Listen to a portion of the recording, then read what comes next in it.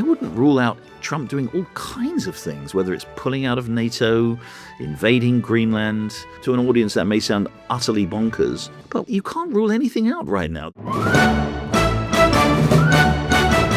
Hello and welcome to the State of It USA from the Times and Sunday Times, the podcast that tries to make sense of what's happening in Donald Trump's America. I'm Gerry Baker, Times columnist and editor-at-large of the Wall Street Journal. And I'm Katy Balls, Washington editor and columnist for the Times and Sunday Times. On today's episode, we'll be looking at Nigel Farage's trip to DC and what happened after. Did it play a role? And that World Cup red card. But before we get there, NATO allies headed to Ankara hoping that the memorandum on Iran might at the very least allow space to talk about other issues, Ukraine, or if Donald Trump has his way, Greenland. But he's already set the cat amongst the pigeons by announcing that the ceasefire may be over. I don't want to deal with them and with their scum. You know what scum is? They're scum. They're sick people. They're led by sick people. Gerry, how seriously do you think we should be taking this? We have the US president saying that he's still happy to talk to the Iranians, so he's now saying they're very bad people. But the memorandum is looking shaky, yet there seems to be little appetite from what I'm picking up to really go back to all-out war. Yeah, Katie, I mean, it sounds a sort of a slightly churlish thing to say when the president of the United States is talking about, resuming a war and talking about another country being terrible and saying the ceasefire's over.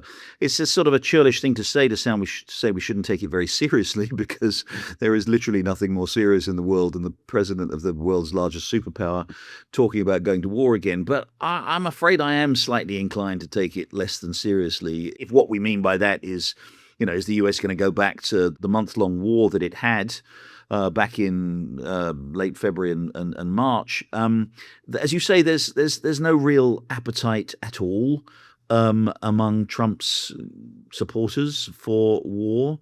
I don't think there's real appetite for Donald Trump himself to go back to war.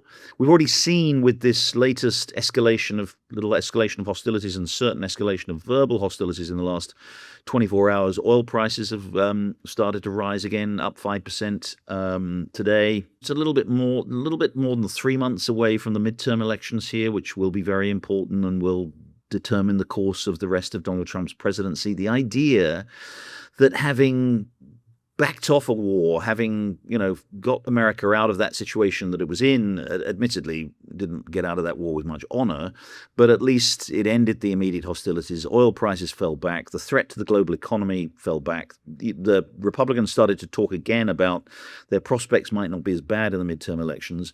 The idea that he's now going to relaunch war even closer to those elections, and even in even a more perilous situation politically and strategically than he was in 5 months ago when he launched this war, I just find completely implausible. Look, I do think there's a fundamental underlying problem, which is the memorandum of understanding that he struck a month or so ago leaves Iran explicitly in control of the Strait of Hormuz. And what's been going on for the last month is Iran essentially demonstrating that they have that control by a combination of, putting pressure on ships, occasionally firing, escalating into sort of military action. Trump finds that very hard to accept, understandably, because it didn't obtain before the war started. But that is the situation he's stuck with as a result of this war. So he really is between a rock and a hard place. He's got himself into this situation where Iran has more leverage over the global economy than it had before, and the US can't tolerate that. At the same time, he can't go back to war. So we'll see a lot more of this verbal jousting, a lot more of this verbal abuse, a lot more of this threatening. The idea, however, that the US will actually go back to an all-out war in Iran, I find very implausible.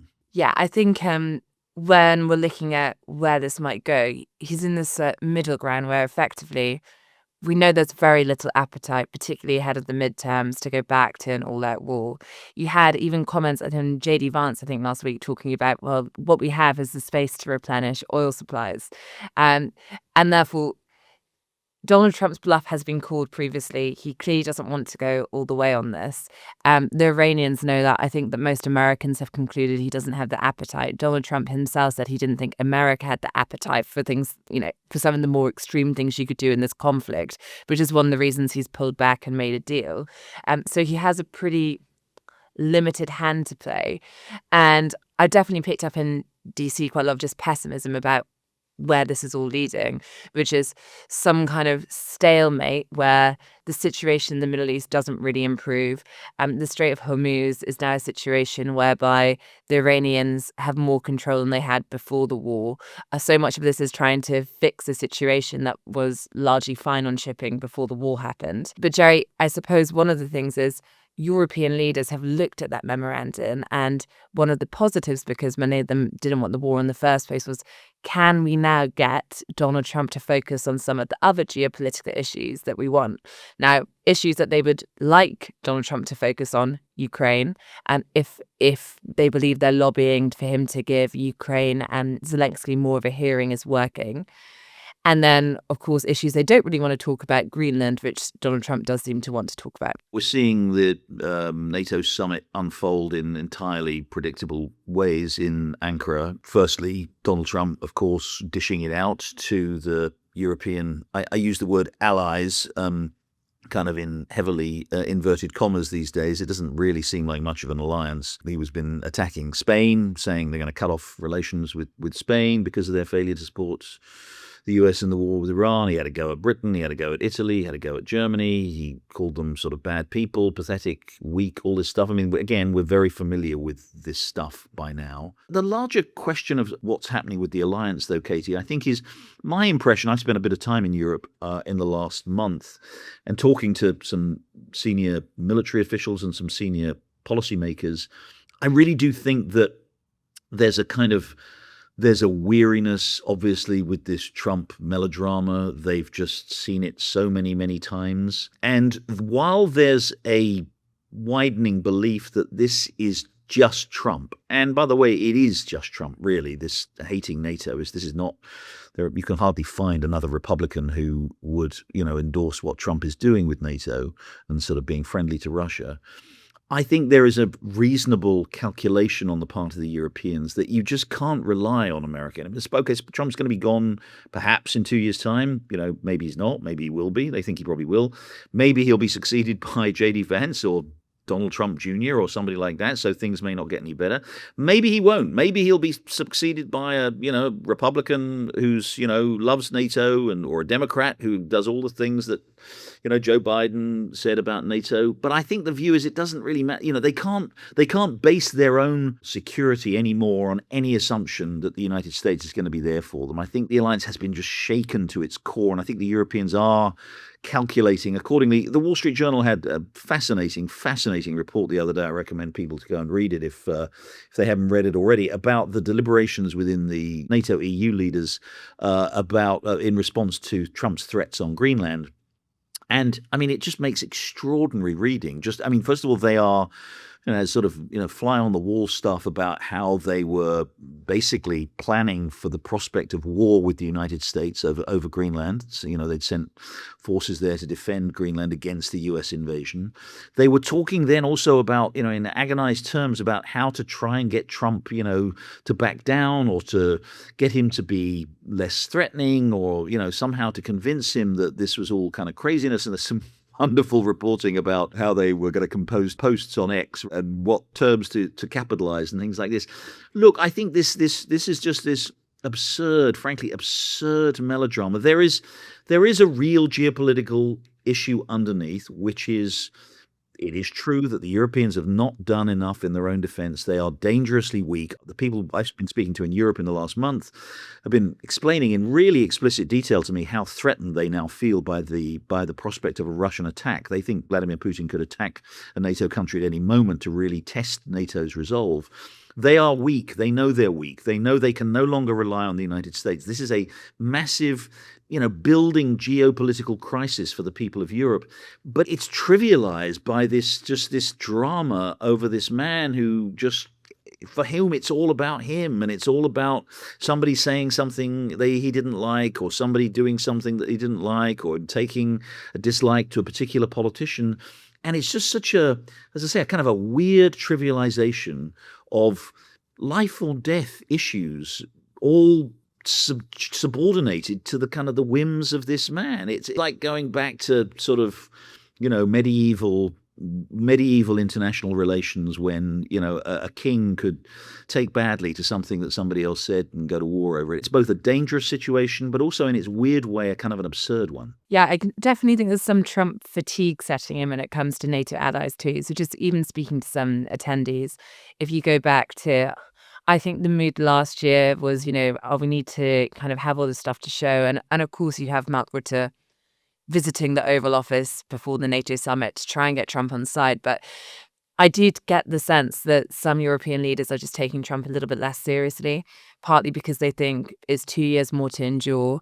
And then you have some diplomats I've spoken to who, to your point, Gerry, they're worried that people think after 2 years, it all goes back to normal, and they don't think it does. And I think when we're looking at the fracturing of that relationship between Europeans and the Americans, Greenland has been really significant in that. And we can hear Donald Trump reviving the issue this week.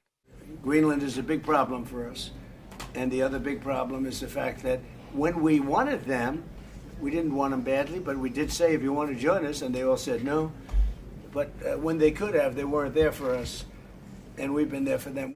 So I've been speaking to various figures. We've had Matthew Whitaker in DC talking ahead of the summit, outlining to journalists what he was aiming to achieve there.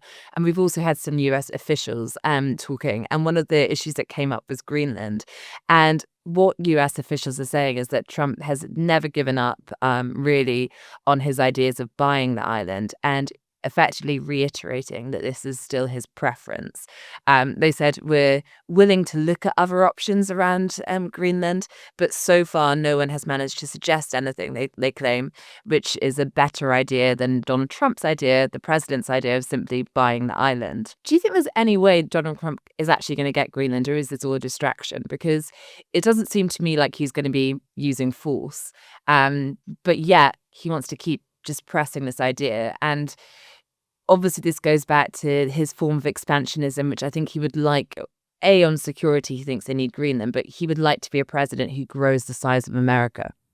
I mean, here's the absurd thing, Katy. He could have got what the United States wants from Greenland relatively easily. It's not unreasonable for the US to express concern about the security of Greenland. We are seeing the Arctic opening up as a potential sort of geostrategic front, or not potential, but an actual geostrategic front, especially with the slow melting of the ice caps. We are looking at the prospect of Russian and maybe Chinese military deployments coming through the Arctic, and Greenland is right there, a great vast sheet of ice that sort of protects the northeastern flank of the North American continent, and it's totally understandable that the US should want bases there, communications capabilities there, should want to basically be able to do what it wants. But it can do what it wants. Denmark has repeatedly made clear to the United States that, it can more or less, if it wants to station troops there, if it wants to station, missiles might be another issue, but if it wants to massively bolster its defenses by using Greenland, it's possible to do that. And there could have been a deal that could have been done some time ago.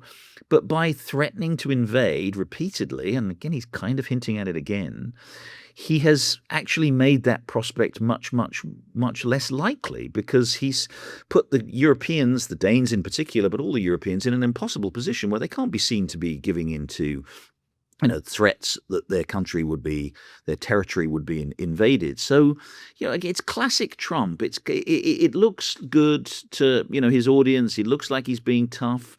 All this art of the deal stuff. You go for the max, when you start out with the deal, and then you end up with something that you didn't necessarily, that, you think you would have had to say, you might have had to settle for less in the first place. All that stuff, all that BS. But instead, what you've done is you've set back your prospects of getting anything. Iran is another example of that. Iran, there probably was you tore up the JCPOA. There probably was a deal to be done that could have, put the Iranians on a longer path towards developing their nuclear capability. But he didn't want to do that. He wanted the big, flashy, showy thing that he could do immediately. Look, this is, I think the one thing to say about, and I hear some Europeans, fewer and fewer and fewer these days, by the way, saying, oh, look, it's going to be back to normal when Trump's gone. It's going to be different. I don't believe that, because I do think facts on the ground change in the course of what we've seen in the last few years. But I think apart from anything, that ignores a very important fact. Trump's going to be around for at least another 2.5 years. A lot can happen in 2.5 years, especially after the midterms. Democrats do control the Congress. Trump will probably do what all presidents in their second term, the last gasp of their second term, do, which is to turn more towards foreign policy. I wouldn't rule out Trump doing all kinds of things, whether it's pulling out of NATO, invading Greenland, siding with Russia, deciding that he actually, that he feels more favorable about Europe's enemies than he feels about Europe, and kind of allying with them. I know to an audience that may sound utterly bonkers, but you can't rule anything out right now. And just briefly before we take a break, Gerry, I mean, Ukraine is a live issue. Ukraine is what lots of European diplomats feel they have been working. You go back to the G7 to really push to have Donald Trump focus on this again. I think that the Europeans feel they've got Donald Trump in a place where he respects that Ukraine is doing better than they were seen to be doing a year ago. But I still don't get the impression from conversations with US officials, from comments that they effectively think Ukraine can now take back territories. I don't detect a lot of people thinking there's going to, although there's no question that Russia has taken a hell of a battering in the last few months, the last 4 years, actually. But we are talking here, I do think we're talking sort of First World War type military engagement, where one side gains the advantage and gains a few hundred square kilometers, and the other side retreats a bit. So yeah, I agree. I don't think there's. I think again, I come back to the point I made earlier. I think the worry that I detect among Europeans is that Putin will seek to sort of distract attention from what is a disastrous war for him in Ukraine, without any question, by doing something daring, bold, and potentially very destructive for NATO. I think there is, because I think the idea is he will probe the unity of NATO, and fundamentally what he's trying to do is to determine whether or not the US would actually come to NATO's defense, and I think the evidence is it wouldn't. So I think that's I agree. I don't think Ukraine. I mean, I don't think Ukraine. I don't think we're at a turning point in Ukraine where Ukraine is sort of somehow going to turn back the tide of the war. Equally, Russia is clearly not winning this war. Is clearly not going to It's not going to gain anything like the objectives that Putin set out for it at the beginning. And some kind of a settlement, some sort of a deal, is probably still the likeliest outcome. We're going to take a break.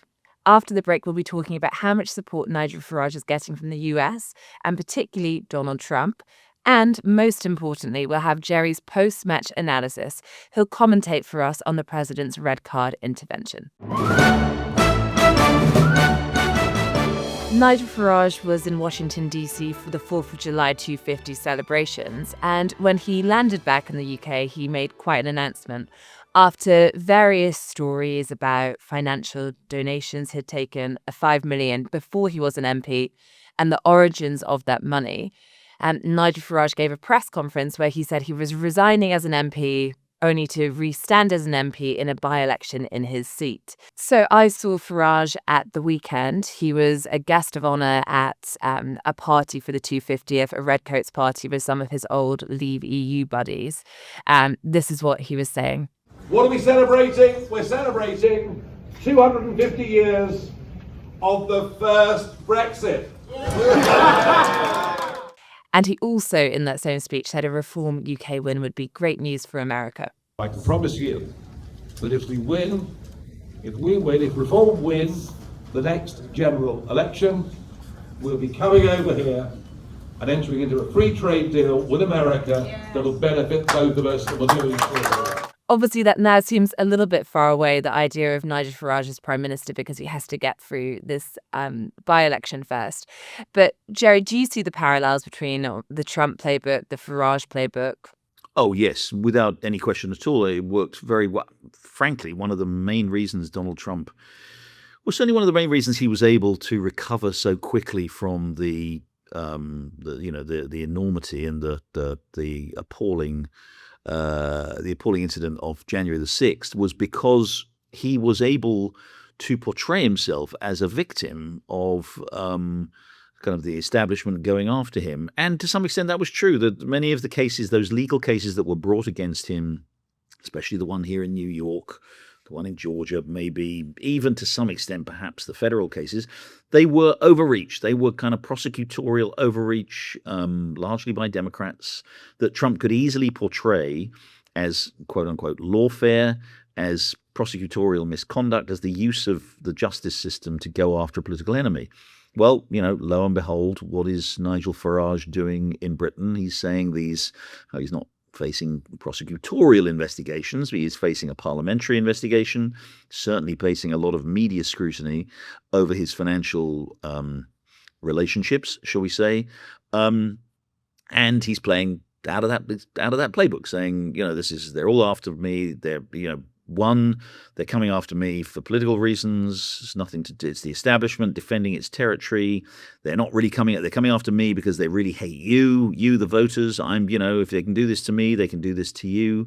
All of that is straight out of the Trump playbook. It's also worth saying, Katy, the Trump people really do see Farage as their kind of, as a sort of a mini-me, let's be honest, as a sort of cat's paw for Donald Trump in Britain. They love him. You talk to them. I talk to a lot of them.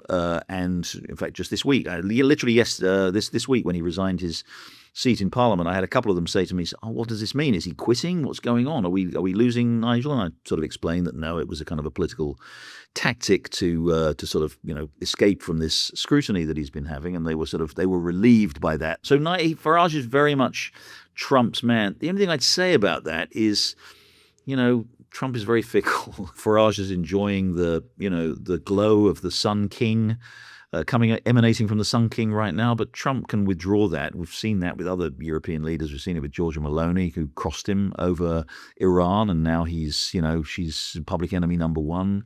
He kind of warmed to Keir Starmer right at the start of Starmer's prime ministership, and then fell out pretty quickly again over Iran. So, there's no appeasing Donald. You can't stay in his good books forever. You're going to fall out. So, and the other thing, obviously, that for Farage, it's a tricky game. Donald Trump is enormously unpopular in Britain. It's fine for him to come over here to the US and say to a MAGA crowd, July the 4th was the first Brexit, and this is a great country, and Donald Trump is restoring American greatness. But, that doesn't then go back to the UK. He has to tread very carefully, especially over issues like Ukraine and Donald Trump's lack of support for them. So, look, the question, I think, is whether or not it works. I mean, it did work. This playbook did work for Trump. As I said, I think it was one of the main reasons he kind of recovered from January the 6th, because I think of overzealous prosecutions, overzealous attacks on him, which sort of restored his standing with the Republican Party and then enabled him to run and to win in 2024. Is that same playbook going to work for Nigel Farage? I mean, first of all, this by-election gambit is looking like it's going to turn out to be a bit of a dud, with all the major parties saying they're not going to contest it. It worked for Trump. Is it going to work for Farage? You tell me. I think it's harder in the UK. I think for a few reasons. Certainly, to your point, there's Farage mania more than there is for any UK politician I've discovered in Washington, D.C. As we've spoken about, people don't really know or particularly care who Andy Burnham is right now. But yet Farage, people's faces and Adam will light up when you mention him. And I think there is an affinity between the MAGA movement and Farage because they see Brexit as the beginning of the Trump movement, and the same forces that led to that Brexit referendum, the same forces that led to Trump in the White House the first time around. So I remember going to the GB News party when they first launched last year in DC, and it was almost a rally. And, you had Caroline Leavitt, Trump's press secretary, you had members of the cabinet, and they were talking about Nigel Farage and Brexit as part of their movement.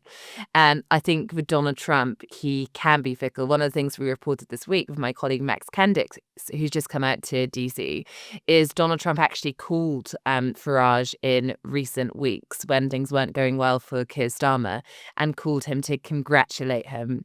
I think reading Keir Starmer's woes as this idea Nigel Farage is about to win big, be prime minister, that seems a jump away. And I think that another thing I've just noticed from being in DC after 10 years covering British politics is I think there are more checks and there's more pressure in the UK system than there is in the US system sometimes. So, for example, you had JD Vance laughed at a week ago for suggesting Watergate wouldn't be such a big story these days when it came to Nixon. But there was, as someone might say, a kernel of truth in this, in the sense that I think stories which the UK media would focus on. So you think about the Peter Mandelson sacking, for example. I remember getting calls from the UK side saying, the pressure must be huge in DC on Peter Mandelson. There wasn't much of a story here. There was a huge story back home. And I think with Nigel Farage, with the rules around the commissioner, what they're going to investigate on standards, the fact that there's absolutely nothing to stop Nigel Farage beating a bin, then being investigated, then there being a recall petition, then having another by-election, at all in that time with the journalists keeping going at these various transactions. I think, you look at the turnover of prime ministers, I just think they're going to keep chipping away in a way that I think it is harder for an anti-establishment party, as they're trying to claim to be, to shake off and use the Trump playbook. The other big difference between the UK and the US is that the UK now is a multi-party system. And in the United States, you don't. You have one party. So Trump was able to use the attacks on him to restore, as I say, to sort of restore his standing within the Republican Party, and then there was no alternative. And I know a lot of people, we know from the polling, and I know a lot of people who voted for Donald Trump in 2024 with a sort of, fingers crossed and, heavy heart and, holding their breath and all this stuff because they didn't have a choice. I mean, in Britain, if Farage does wane because of some of these attacks, the Tories, I think they've got lots of problems, but they've certainly room for them to come back. Maybe some reform voters might go back to Labour under Andy Burnham. Trump has never been popular in the country as a whole, but he's always been regarded by enough people as better than the awful alternative. Well, when you've got other alternatives, then that appeal isn't quite as strong. Okay, finally, Gerry, I'm hoping you can take us through Donald Trump's remarks on that red card, a topic that has been dominating conversations with some laughter and some anger. So in case anyone hasn't seen the story, the president told journalists that he had called the head of FIFA to ask him to review a red card that had been given to the US star striker. So I saw the play, and I'm a person that loves sports and was a good athlete, and I understand sports really well. And that wasn't a foul. As with everything with Trump, everything has to be about him, and he quickly has to remind us there that he's, he was a good athlete. I don't think there's a lot of evidence for that, but we'll take him at his word, shall we say?